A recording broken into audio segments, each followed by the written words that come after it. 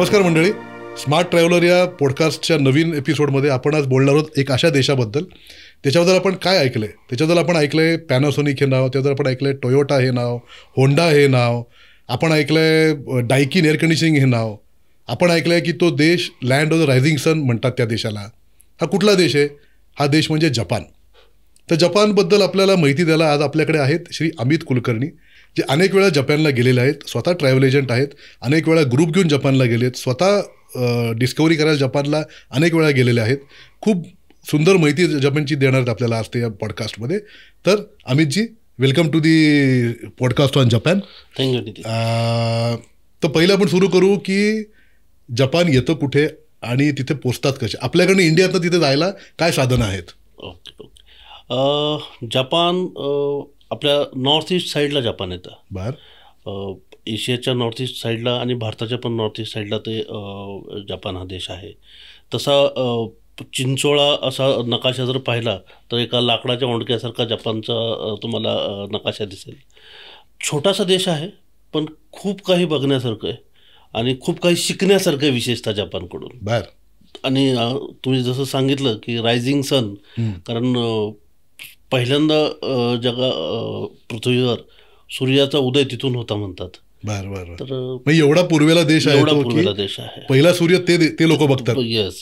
Okay okay okay right. एवढा जो सुंदर देश आहे, बघायला खूप आहे, पण तिथे पोचतात कसं? भारतातनं तिथे किती वेळ लागतो आणि कसे फ्लाईट्स आहेत, काय आहेत? कोविडच्या आधी मुंबईवरून रेग्युलर फ्लाईट होत्या, परंतु कोविडच्या नंतर ANA airways, all Nippon airways जी जपानची होम एअरलाईन आहे, तर त्या एअरलाईनच्या अल्टरनेट डे फ्लाईट मुंबईवरून आहेत. आणि ज्या दिवशी मुंबईवरून नाही आहे त्या दिवशी दिल्लीवरून डायरेक्ट फ्लाईट आहे. Okay okay. तर त्यामुळं भारतातून डायरेक्ट फ्लाईट फक्त ऑल निप्पॉन एअरवेजची आहे. अदरवाईज तुम्ही कॅथे पॅसिफिक, थाई एअरवेज किंवा मलेशियन एअरवेज, सिंगापूर एअरवेज याच्याने कनेक्टेड फ्लाईट सुद्धा तुम्ही घेऊ शकता. म्हणजे वन स्टॉप फ्लाईट घेऊन सुद्धा घेऊ शकता. डायरेक्ट फ्लाईटनं जर गेलं तर साधारण 8.5 तासाचा प्रवास आहे. ऑलमोस्ट युरोपपेक्षा थोडा जास्त. येस. थोडा जास्त. बरं. खूप नाही भाई, युरोप मला वाटतं 7 तास युरोप आहे आजकाल. एक तासभर जास्त. आणि डिरेक्ट फ्लाईट मुंबई आणि दिल्लीवरनं तुम्ही ॲना जी एअरलाईन आहे त्याची लोकल, आपल्या एअर इंडिया सारखी त्यांची एअर इंडिया सारखी लोकल त्याची मेन एअरलाईन आहे, ती नॅशनल एअरलाईन आहे. Okay okay. दुसरा काही मार्ग नाही आहे तिथे भारतातनं पोचायला? नाही. फ्लाईट आहे का मार्ग? फ्लाईटच्या अनुषंगाने आलं की विजा भारतात ज्या लोकांना लागतो तिथे जायला, आणि किती वेळ लागतो, किती अवघड आहे, काय? जपानचा विजा खूप सोपा आहे. जपानला, भारतीय लोकांना जपानला विजा काढावा लागतो.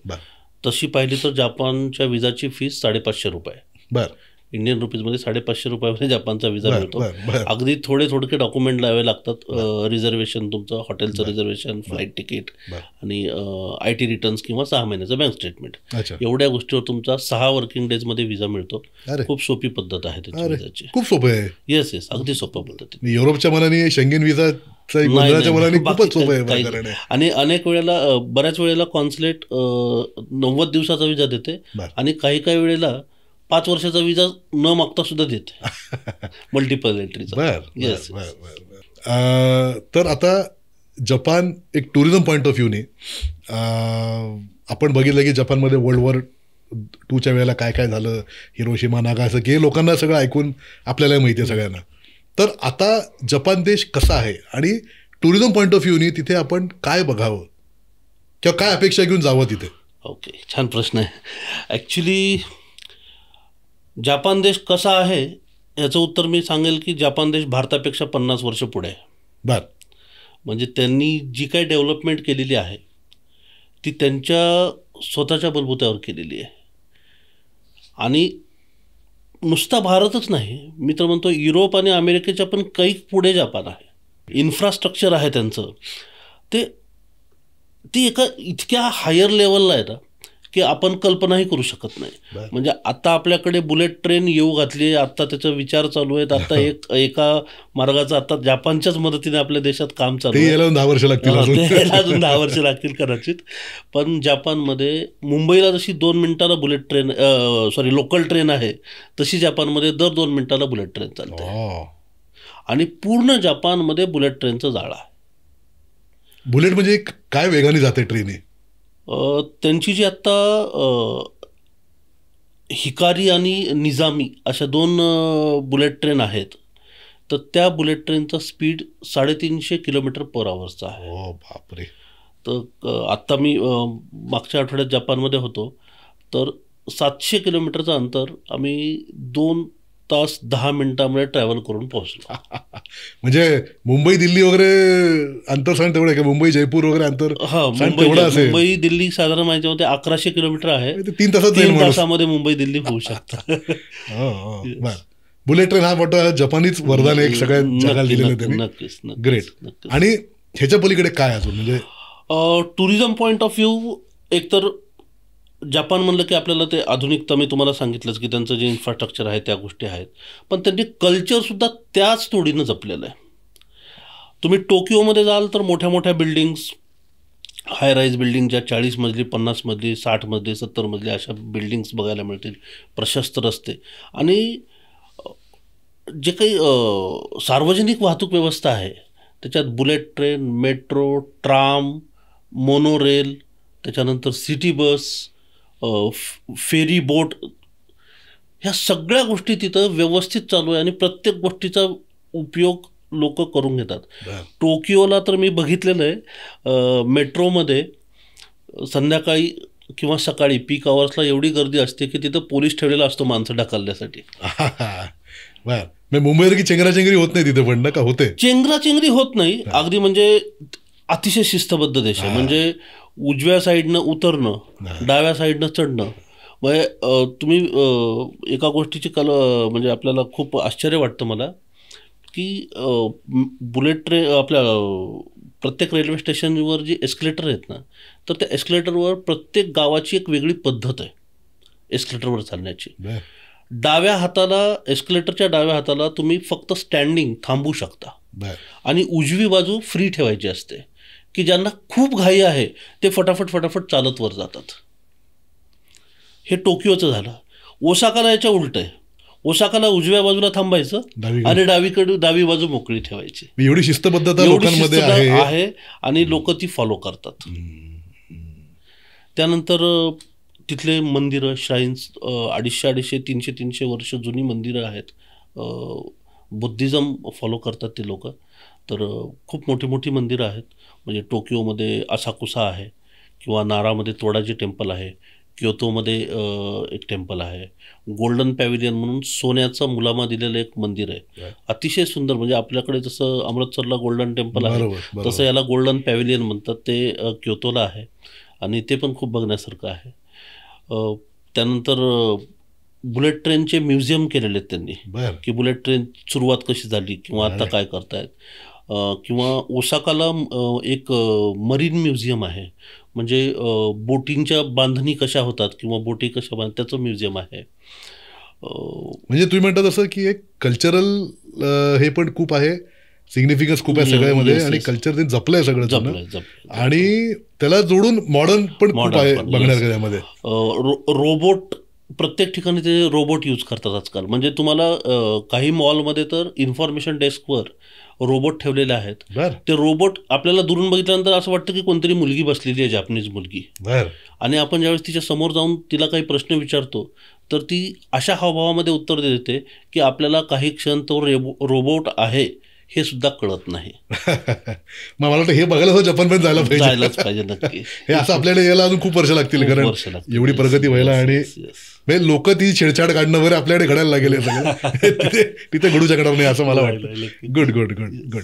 पण हे झालं, तुम्ही सांगता की ओव्हरऑल एक ओव्हरव्ह्यू दिला तुम्ही टुरिझमच्या दृष्टीने, की कल्चर आणि मॉडर्न ह्याच्या दोन्हीचा संगम कसं जपानमध्ये बघायला मिळतं. पण तिथले मेन सिटीज कुठल्या, आपण नॉर्मली जेव्हा एका टूरला जपानला जातो तर कुठल्या वेळेला मेन शहरं बघायला पाहिजेत? आता कसं जपान वेगवेगळ्या सीझनमध्ये वेगवेगळे ठिकाणं बघता येतात जपानमध्ये. नॉर्मली भारतामध्ये चेरी ब्लॉसम सीझन खूप फेमस आहे, तर त्या सीझनमध्ये तुम्हाला टोकियो, ओसाका, हाकोने वरून तुम्हाला माउंट फुजी हा जपानमधला सगळ्यात उंच पर्वत आहे, आणि त्याच्याने तो ज्वालामुखीच्या उद्रेकातून तयार झालेला तो डोंगर आहे. तर तो बघण्याचं लोकांना खूप हे असतं, एक फॅड आहे किंवा अट्रॅक्शन आहे, मेन अट्रॅक्शन आहे ते. पण वर जाऊ शकतो आपण? वर जाऊ शकत नाही, त्याच्यावर ट्रेक पण करता येतो, पण आपण शक्यतो ट्रिपमध्ये त्याचं एक वेगळी टूर करावी लागेल ट्रेकसाठीची. पण रोपवेनं आपल्याला वरपर्यंत जाता येतं. काही ठिकाणी एक त्याची स्टेशन आहेत, 5th स्टेशनपर्यंत रोपवेनं जाता येतं. त्यानंतर ओसाका आहे. ओसाका जसं आपल्याकडे मुंबई हे आहे बिझनेस कॅपिटल आहे, तसं ओसाका आहे. त्यानंतर क्योतो, आपल्या पुणे आणि क्योतो या दोघांमध्ये सिमिलरिटी ही आहे की जसं पुणे कल्चरल कॅपिटल आहे, तसं क्योतो ही जपानची कल्चरल कॅपिटल आहे. तिथं अजूनही जुने मंदिरं, जुने पद्धतीची घरं. इनफॅक्ट तिथले बरेच लोक अजूनही जे जापनीज ड्रेस आहेत, म्हणजे मुलींसाठी तो किमोनो जो असतो, तो किमोनो घालून अजूनही दिवसा फिरतात, दिवसा ते कामं करतात व्यवस्थित. रुटीनची कामं सुद्धा त्या जुन्या पद्धतीचे ड्रेस घालून करतात तिथं. तर ते त्यांनी कल्चर तिथं जपलेलं आहे क्योतोला. त्यानंतर हिरोशिमा सगळ्यांना माहीतच आहे. हिरोशिमा पण एक बघण्यासारखं ठिकाण आहे, लोकांचं अट्रॅक्शन आहे. पण हिरोशिमा कसं आहे आता, म्हणजे आपण दुसऱ्या महायुद्धात फार उद्ध्वस्त झालेलं गाव होतं ते, तर आता तिथे काय आहे? म्हणजे हिरोशिमा खरं तर ना एक आपण राखेतून भरारी घेणं किंवा जे काय म्हणतात ना, तसं ते शहर त्यांनी डेव्हलप केलेलं आहे. आणि कुठेही तुम्हाला ती पुसटशी सुद्धा कल्पना येणार नाही की असं काही झालं होतं. एवढ्या पद्धतीनं त्यांनी एवढं डेव्हलप केलेलं आहे. तिथलं इन्फ्रास्ट्रक्चर, तिथले रस्ते, 100 फूट 200 फूट रुंद रस्ते, मोठ्या मोठ्या बिल्डिंग्स, आणि सगळ्या प्रकारचं तिथं सुद्धा, म्हणजे बुलेट ट्रेन आहे, तिथं मेट्रो आहे, ट्राम आहे, फेरी आहेत, सिटी बस आहेत, हे सगळं आहे. आणि जुना इतिहास सगळा त्यांनी पुसून टाकलेला आहे, कोणाच्या लक्षात पण राहू नये असं त्यांनी ते केलेलं आहे. फक्त आलेल्या पर्यटकांना कळालं पाहिजे की काय झालं होतं, त्याची कल्पना यावी म्हणून त्यांनी एक ॲटॉमिक डोम, म्हणजे त्या ॲक्च्युअल जिथं बॉम्बस्फोट झाला होता त्याच्या बाजूच्या एक बिल्डिंगचा सांगाडा त्यांनी प्रिझर्व केला आहे. आणि तो सांगाडा बघण्यासाठी आपण लोकांना तिथं घेऊन जातो. तर त्याच्यातून कल्पना येते की काय अवस्था झाली असेल. नक्कीच. तिथलं जे त्या बिल्डिंगचं मेटल आहे, ते मेटल कसं वितळलंय, किंवा त्या काय तीव्रता असेल, काय टेम्परेचर तिथं तयार झालं असेल, आणि कसं लोखंड त्या बिल्डिंगचं मेल्ट झालंय, ते त्या बिल्डिंगकडे बघून कल्पना येते. तर ते बघायचं आहे. दुसरं त्यांनी तिथे एक पीस म्युझियम म्हणून तयार केलं आहे, शांततेचं प्रतीक म्हणून त्या एक म्युझियम तयार केलं आहे.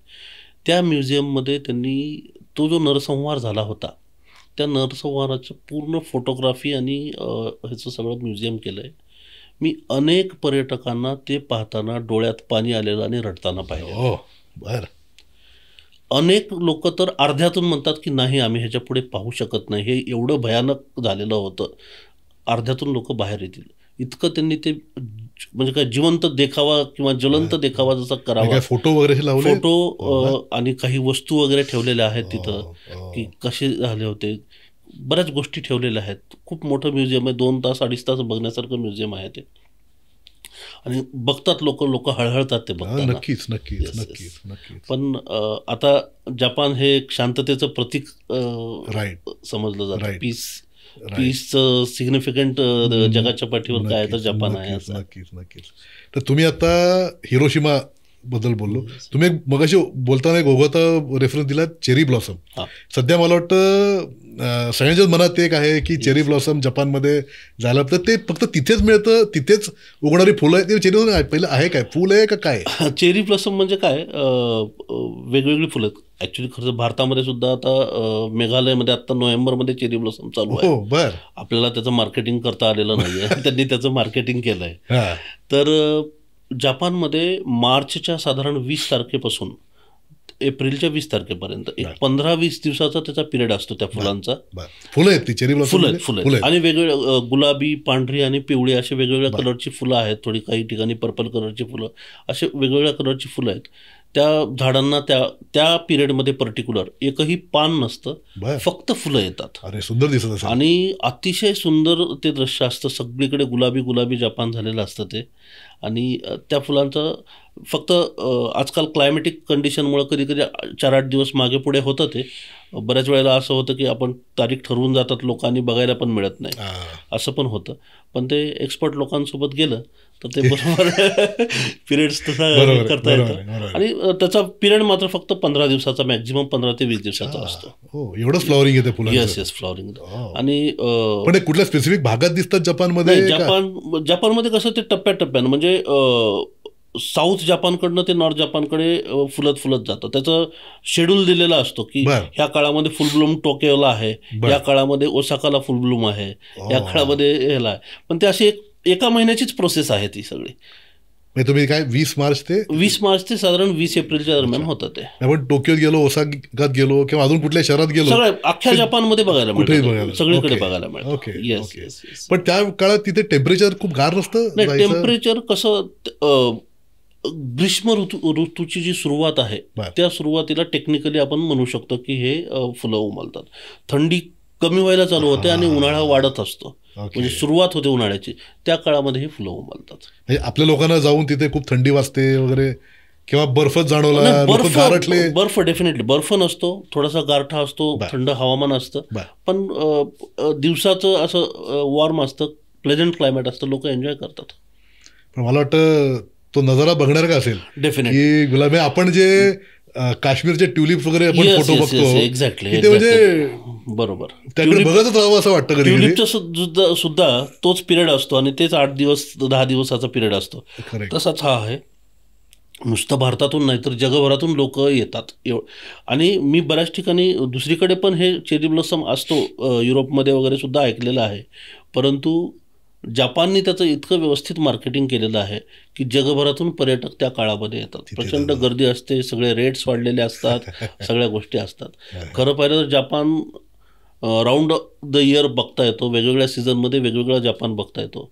पण चेरी ब्लॉसमचं खूप फॅड वाढलेलं आहे आणि खूप लोकांचा प्रतिसाद आहे चांगला त्याला. प्रश्न नाही ते बरोबर. तो सीन बघणार का असेल? एवढी गुलाबी आणि वेगळ्या रंगाची, गुलाबी आणि पिवळी, गुलाबी पिवळी आणि पांढरी फुलं असे त्याचे सगळे झाडावर लगडलेली, फार सुंदर दिसत असेल ते, अतिशय सुंदर, म्हणजे फार बघणार का असेल. तर तो आला मार्च एप्रिल 5. तुम्ही आता बोलता होता एक क्योटो आणि ओसाका ही शहरं बोललात, तर मग टोकियोमध्ये काय? आपण टोकियो आय थिंक वाटतं कॅपिटल आहे. टोकियो कॅपिटल आहे. फ्लाईट सगळे टोकियोत जातात का कुठे जातात?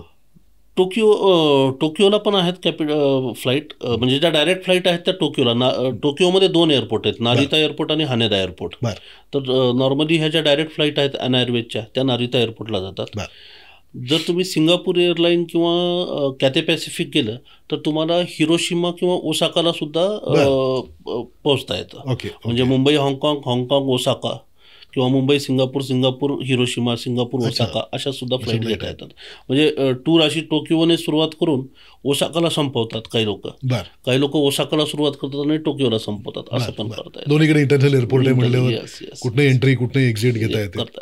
नाही, विचार होता की तुम्ही क्योटो बद्दल बोला की थोडं पुण्यासारखं आहे आणि ओसाका जास्त मुंबईसारखं आहे, तर मग टोकियो काय आहे? त्याचं कॅपिटल सिटी आहे. टोकियो मुंबईसारखंच टोकियो शहर पण आहे. प्रचंड गर्दीचं शहर आहे, मोठमोठ्या बिल्डिंग, हॉटेलच्या साईज, रूमच्या साईज अगदी छोट्या असतात टोकियोच्या. जसं तुम्ही सिंगापूरला ऐकलं असेल की रूम साईज खूप छोट्या असतात, अगदी 11 स्क्वेअर मीटर 12 स्क्वेअर मीटरच्या 5 स्टार 4 स्टार हॉटेलमधल्या रूम असतात, त्यापेक्षा मोठ्या नसतात. म्हणजे कंजेस्टेड सिटी आहे टोकियो आणि प्रचंड गर्दी आहे. जगभरातले लोक तिथं कामाला येतात, सगळ्या मोठ्या मोठ्या कंपन्यांचे ऑफिसेस तिथं आहेत. पण प्रचंड बिझी शहर आणि 24 तास चालणारं शहर टोकियो. तर टोकियोला बघण्यासारखं तसं तिथले काही गार्डन्स आहेत, विशेषतः चेरी ब्लॉसमच्या पिरियडमध्ये तिथं ते शिंजुको गिओन किंवा युवनो पार्क असे जे काही 2-3 पार्क आहेत तिथं प्रचंड हे चेरी ब्लॉसमचे फुलं असतात. आणि त्या गार्डनमध्ये तुम्ही दिवसभर फोटोग्राफी करू शकता, इतके सुंदर ठिकाणं आहेत. तर ते आहेत, काही मंदिरं आहेत, आधुनिक पद्धतीच्या काही हे पण आहेत. एक टीम स्लॅब म्हणून एक त्यांनी सगळं लाईटवर आधारित एक गार्डन तयार केल्यासारखं केलेलं आहे, तर ते सुद्धा बघण्यासारखं आहे. लाईट लेझर बीम वापरून लेझर वापरून सगळे, ते पण एक टेक्नॉलॉजी बेस ठिकाण आहे, ते पण छान. डिझनीलँड आहे टोकियोमध्ये, तर डिझनीलँडमध्ये तुमचा अख्खा दिवस जाऊ शकतो असं हे टोकियो आहे.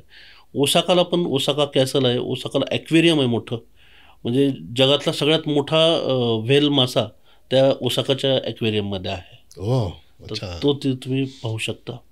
म्हणजे जपानला गेल्यावर ही मेन 4 गावं तुम्ही तर बोला, टोकियो, क्योटो, ओसाका आणि हिरोशिमा. ही 4 गावं तर मिनिमम करायलाच पाहिजे. ह्या चेरी ब्लॉसमच्या सीझनमध्ये तुम्ही जर खूप म्हणजे काही यंग क्राऊड असेल तर यंग क्राऊडला काहीतरी वेगळं बघायचं आहे, बरोबर, तर त्यांच्यासाठी नागानो म्हणून एक शहर आहे. तर बर्फाच्या काळामध्ये अतिशय सुंदर ते शहर बघायला मिळतं. निको म्हणून शहर आहे, तिथं जाऊ शकता. मे महिन्यामध्ये एक अल्पाईन रूट म्हणून एक चालू होतो, तो फक्त मे महिन्यामध्ये ओपन होतो आणि जूनमध्ये तिथला बर्फ वितळायला चालू होतो. तर तो एक बघण्यासारखा आहे अल्पाईन रूट. म्हणजे एका दिवसामध्ये अल्पाईन रूटला जायचं असेल तर त्या अल्पाईन रूटला तुम्हाला 6 ते 7 प्रकारचे वेगवेगळे ट्रान्सपोर्ट सिस्टम त्यांची वापरता येते. म्हणजे आता ते वनीला एक रोपवे चालू केलेला आहे आपल्याकडे, तसा तिथं 70 वर्षापूर्वी रोपवे चालू केलेला आहे. तर तो रोपवे आहे. त्यानंतर मेट्रो वापरायची आहे. त्यानंतर केबल कार आहे म्हणजे रोपवे. त्यानंतर इलेक्ट्रिक बस आहे.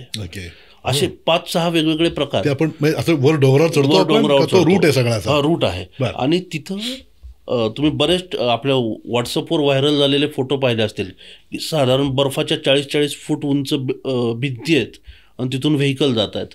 आणि आपल्याकडे ते नॉर्मली मानसरोवरचा रस्ता म्हणून फॉरवर्ड केलं जातं, पण तो मानसरोवरचा रस्ता नाही आहे. तर ते अल्पाईन रूट आहे जपानमधला. तर तिथं तुम्हाला त्या 40-40 फूट उंच बर्फाच्या भिंतीच्या आतून तो रस्ता जातो. आणि तिथं एक मोर्बे डॅम म्हणून डॅम आहे त्या उंचीवर, साधारण 3000 मीटर हाईट आहे त्याची समुद्रसपाटीपासून. आणि तिथं त्यांनी तो डॅम 1955 साली बांधलेला आहे. आणि त्या डॅमचं जे कन्स्ट्रक्शन किंवा त्यांनी कसं केलं त्याचं तिथं एक सगळं चित्रफितीतून आपल्याला दाखवलेलं आहे. ते बघण्यासारखं. म्हणजे त्या काळामध्ये त्यांनी काय इन्फ्रास्ट्रक्चर वापरून तो डॅम बांधला असेल, म्हणजे अचंबित करणारी गोष्ट आहे. बरोबर. हे इंटरेस्टिंग आहे. बरं, मला पण माहिती नव्हतं. मी कारण जपान म्हटलं की चेरी ब्लॉसम आणि टोकियो, ओसाका हीच गावं नेहमी येतात. इनफॅक्ट अजून एक आम्ही मध्यंतरी एक फोटोग्राफी टूर केली होती. फक्त फोटोग्राफर्स आम्ही घेऊन गेलो होतो तिथं. तर होक्काइदो म्हणून एक ठिकाण आहे. तिथं -35 डिग्री टेम्परेचर असतं.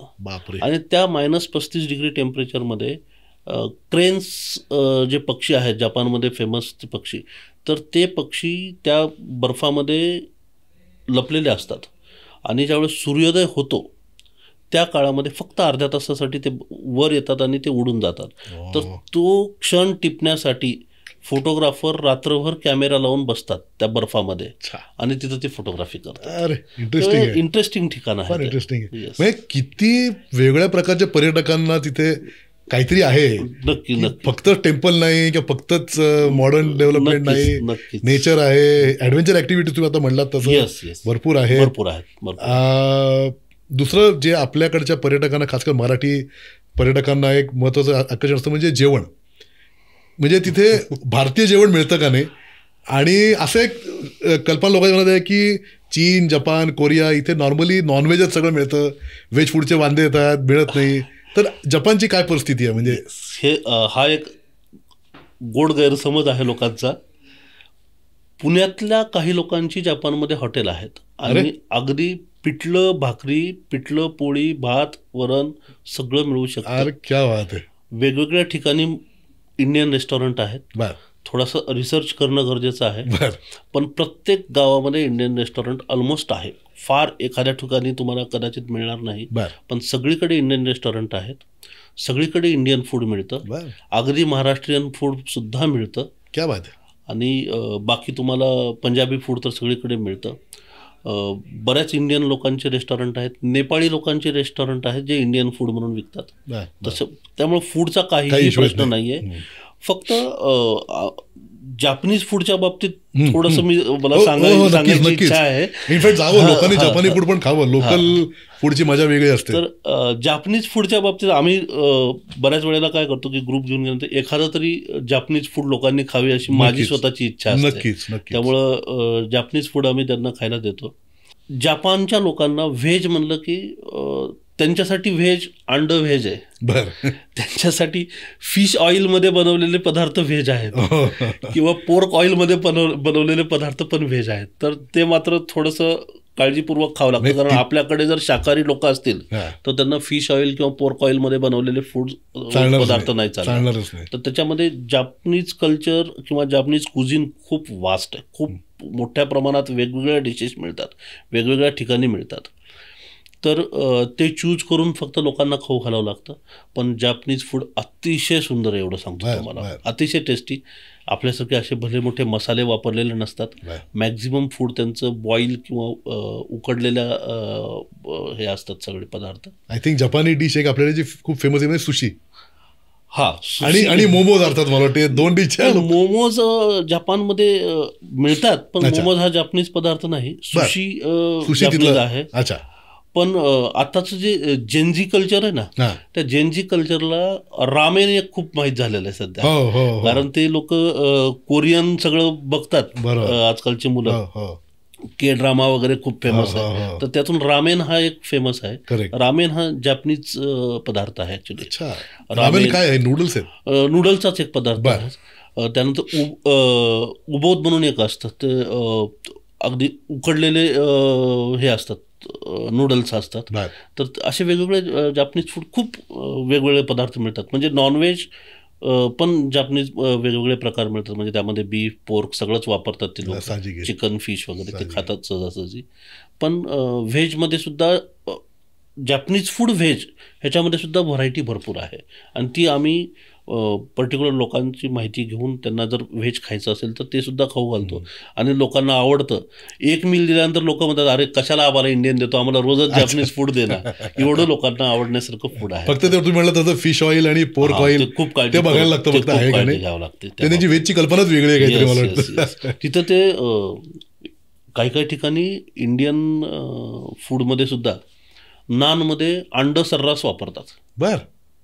तर ते सुद्धा आपल्याला काळजीपूर्वक बघावं लागतं की हे काय देत आहेत ते. मला वाटतं ते लोक प्युअर नॉनव्हेज आहेत आणि व्हेज चुकून खातात असं म्हणाल आपण. जपानी लोक आय थिंक ते कल्चर तसं आयलंड नेशन आहे, त्यामुळे सी फूड हा तिथे मला वाटतं कॉमन अगदीच असायचं कारण आहे. राईट. तुम्ही मगाशी जेन झीचं बोललात की त्यांना काय आवडतं. तर जेन झी किंवा 25-35 एज ग्रुपमधले जे लोक आहेत तर त्यांना जपानमध्ये काय, तुम्ही एक अल्पाईन रूट बोललात, पण बेसिकली नाईट लाईफ किंवा आपण जे आजकाल हे पब कल्चर, डिस्कोथेक कल्चर, हे कुठल्या शहरामध्ये आणि किती पॉप्युलर आहे? टोकियो आणि ओसाकामध्ये तुम्हाला हे क्लब कल्चर किंवा नाईट लाईफ भरपूर प्रमाणात बघायला मिळेल. त्याच्यासुद्धा पर्टिक्युलर एरिया आहेत. तर तिथं आहेत. यंग क्राऊडला अजून एक म्हणजे जपानमध्ये म्हणजे टोकियोमध्ये अखियाबारा म्हणून एक एरिया आहे. तर इलेक्ट्रॉनिक्स विलेज म्हणतात त्या गावाला, त्या भागाला. टोकियोचाच भाग आहे. तिथं रात्री उशिरापर्यंत सगळे इलेक्ट्रॉनिक्स मोठी मोठी शॉप, म्हणजे 20-20 मजली शॉप आहेत. ते सगळी इलेक्ट्रॉनिक शॉप आहेत. प्रत्येक फ्लोअरला एक प्रकार, म्हणजे नुसते कॅमेरे ते साधारण 20,000 स्क्वेअर फूटचा वगैरे एक फ्लोअर असेल आणि फक्त कॅमेरे वेगवेगळ्या प्रकारचे. असं प्रत्येक फ्लोअरला एक वेगळं इलेक्ट्रॉनिक्स वस्तू, असे मोठी मोठी शॉप्स आहेत. तर ते लोकांना आणि आपल्यापेक्षा स्वस्त आणि नवीन टेक्नॉलॉजी बघायला मिळते. लेटेस्ट टेक्नॉलॉजी आपल्याला तिथून घेता येते. ते आहे. नाईट लाईफ आहेत, क्लब्स आहेत, पण सगळं सोफिस्टिकेटेड क्लब्स आहेत बरं का. तिथं असं फालतूगिरीवाले नाईट लाईफ नाही आहे. म्हणजे बँकॉक पटायचं तिकडे केलेलं नाही, तसं नाही. राईट. पण आहे म्हणजे त्यांच्या दृष्टीने जे आजकाल लोकांना लागतं. आम्ही जी तुम्ही मगाशी बोलता बोलता तुम्ही किमोनो हा शब्द वापरला, तो मला त्यांचा ट्रेडिशनल बायकांचा ड्रेस आहे. आणि तुमच्या बोलण्यातनं असं वारंवार येतं की तिथे लोकांना कल्चर त्यांचं खूप आवडतं किंवा ते कल्चर प्रिझर्व केलं आहे.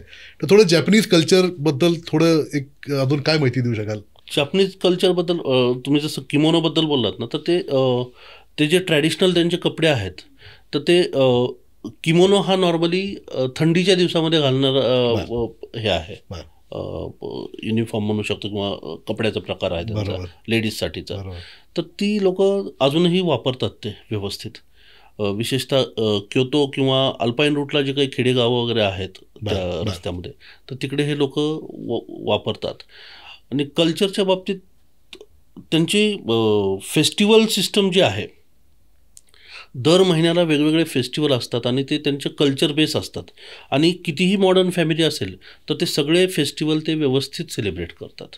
म्हणजे आपल्याकडे जसं कन्यापूजन प्रकार असतो बर तसा जपानमध्ये पण एक सण असतो जिथं त्यांच्या मुलींची पूजा केली जाते. बर बर तर ते असे जे कल्चरल ॲक्टिव्हिटी आहेत तर त्या व्यवस्थित जोपासलेल्या आहेत आणि त्या फॉलो करतात ते लोक. किंवा त्यांचे मंदिरं आहेत किंवा त्याचे जे काही वेगवेगळे श्राईन्स आहेत तिथं काय कपडे घातले पाहिजेत किंवा कसं वागलं पाहिजे तर ह्या सगळ्या गोष्टी ते व्यवस्थित फॉलो करतात. मला वाटतं त्याच्यामुळे ते लोक म्हणतात ना, असं एक म्हण आहे की Japanese people are very humble. मला वाटतं ते कल्चरशी जोडून असल्यामुळे त्यांना ती ह्युमिलिटी त्यांच्यात आपोआपच येते. Yes yes. आणि तुम्ही जपानीज लोकांबद्दल अजून एक दुसरा एक दृष्टिकोन पण ऐकलेला आहे की ते लोक माणूसघाणे आहेत. ते फार लगेच नवीन लोकांमध्ये मिक्स होत नाही. अच्छा अच्छा. पण तुम्ही एखाद्या जपानीज माणसाला एखादी मदत मागितली ना तर ती इतकी प्रॉपर मदत करतात तुम्हाला.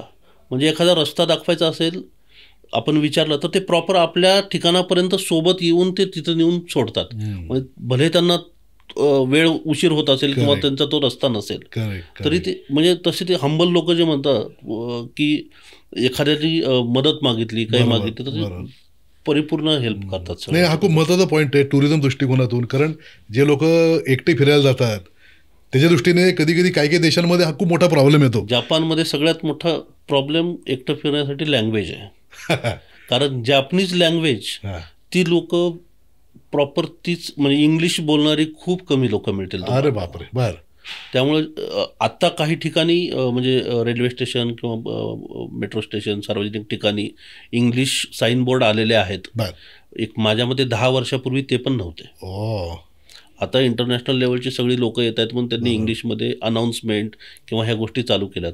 अदरवाईज जपानमध्ये लँग्वेज हा बॅरियर अजूनही आहे. बर. म्हणजे माझे काही IT मधले मित्र आहेत तर ते सांगतात की त्यांची जी प्रोग्रामिंग आहे ती सुद्धा ती जापनीजमध्येच केली जाते त्यांची. म्हणजे इतकं त्यांनी त्या स्वतःच्या लँग्वेजला त्यांनी स्मूथ हे केलेलं आहे की त्यांच्या वापरामध्ये तीच लँग्वेज असते. तीच लँग्वेज येते. येस. पण ठीक आहे मॅडम, तुम्ही जर म्हटलं तर इंग्लिश हळूहळू व्हायला लागलंय हा. आणि त्यांनाही कळेल की टुरिझम वाढलं की किती इकॉनॉमीमध्ये वाढ होते. ते Yes, हळूहळू yes. ते इंग्लिश अडॉप्शन करतात. करावंच लागेल त्यांना, काय ऑप्शनच नाही. पण होईल ते टेक सम टाइम. पण बरेच लोक त्यांचं ते एक छोटंसं मशीन पण घेऊन बसलेले असतात आजकाल दुकानामध्ये. आपण इंग्लिशमध्ये बोललं की त्यांना जॅपनीजमध्ये ऐकवलं येतं. हा. अरे क्या बात आहे. असे छोटंसं त्यांच्याकडे आपल्याकडे जसं पेजर वगैरे होतं हा, ना हा. तसे प्रकार असतात दुकानदाराकडे. आपण काही विचारलं तर ते म्हणतात इंग्लिशमध्ये बोला आणि ते मग ते जॅपनीजमध्ये त्यांना अरे ऐकलं. क्या बात आहे. इनोव्हेशन आहे. Yes yes. तो जपान कंट्री म्हणलं तर इनोव्हेशन तिथे पाहिजेच. त्याशिवाय काही काय वादच नाही. त्याशिवाय काही इलाजच नाही. ग्रेट. आणि अजून एक मुद्दा आपला बोलण्यात मगाशी आला होता आणि थोडं राहिला ते विस्ताराने बोलायला. एक म्हणजे असं ऐकलंय की जपानी लोक खूप जगतात. म्हणजे 100, 110, 125 हे तिथे बऱ्यापैकी कॉमन आहे. हे कशामुळे असेल, म्हणजे काय तुम्हाला वाटतं? एक तर वातावरण, कल्चर, त्यांचं फूड ह्या सगळ्या गोष्टीचा परिणाम असेल तुम्हाला. आणि ती लोक कायम कार्यरत राहतात. आता टोकियोमध्ये किंवा कुठेही नॉर्मली टॅक्सी ड्रायव्हर जे असतात ना ते अबाव 75 इयर्स किंवा 70 इयर्सच दिसतात तुम्हाला. बर म्हणजे ती लोक वयाच्या 85-90 वर्षापर्यंत व्यवस्थित काम करतात, बर. व्यवस्थित पैसे कमवतात किंवा ते कोणावर डिपेंड नाही राहत.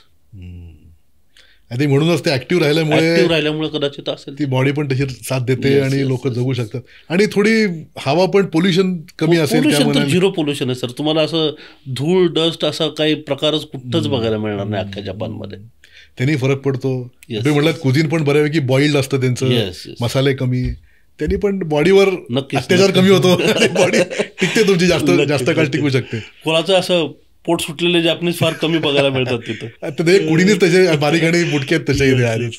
Right right. तुम्ही म्हणता बरोबर आहे. मी पण कधी बघितलेलं नाही असं पोट सुटलेले वगैरे वगैरे. बरोबर. मला एक मुद्दा म्हणजे सहज मला असं वाटतं की लोकांना हा कळायला पाहिजे.